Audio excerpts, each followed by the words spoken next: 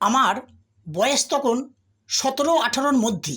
সবেমাত্র একে চন্দ্র বইটা অল্প স্বল্প একটু পড়তে শিখেছি। তখনকার কয়েকটা কথা আমি বলছি। উ গাঁয়ের একটি বেঠির বাপ এলো আমার বাপটার কাছে, বলল, মুরল, আমার বেঠির বিহাটা দিব, তোর বিটার সাথে একটু রাজি হো না মুরল। আমার বাপটা বলল, বেটার বিহাটা এখন দিলে ও লেখাপড়া করবে নাই, এখন লেখাপড়া শিখছাই তো। শুনলাম ও পড়ায় ওরা বলছিল তোর বিঠা নাকি ভালো লেখাপড়া করছে। হ্যাঁ, আমার বিঠাটা লেখাপড়ায় বড় ঘন আছে বটে।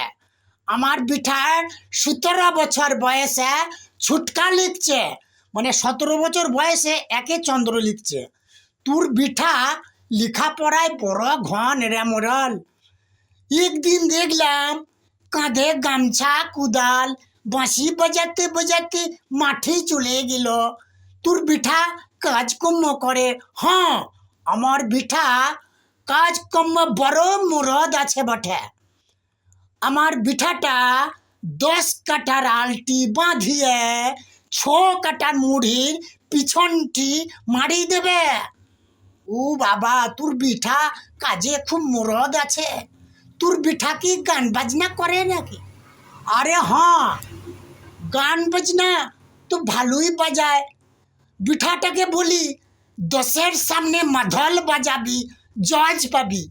বিঠাটা কি করে যেন, ওই দূরে সাদা কি মেঘ দেখা যায়, ওই মেঘার কাছে গিয়ে ডুগডুগাইবে ডুগডুগাইবে, আর যত কুকুর বিড়াল গুলা নাচানাচি করে বটে।